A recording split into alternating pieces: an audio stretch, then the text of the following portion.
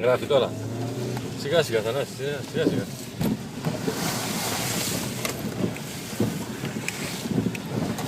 Οι ειδικοί των ειδικών. Φύγετε, θα τους κάνουμε όλους. Μπάχαλο, σιγά σιγά Θανάση. Τραβάω το τέτοιο, κάνε. Θανάση, μην πέσουμε στο χατάκι, Θανάση, σιγά. Ποιο χατάκι, Δεν μ' αφήνει η ρόδεση να φύγω έτσι αλλιώς. Δώσε. Το καλό είναι ότι έχουν περάσει κι άλλοι. Είδες που θέλαμε τη μάσκα, αλλά δεν την είχαμε βάλει από κάτω. Έτσι θα ήταν.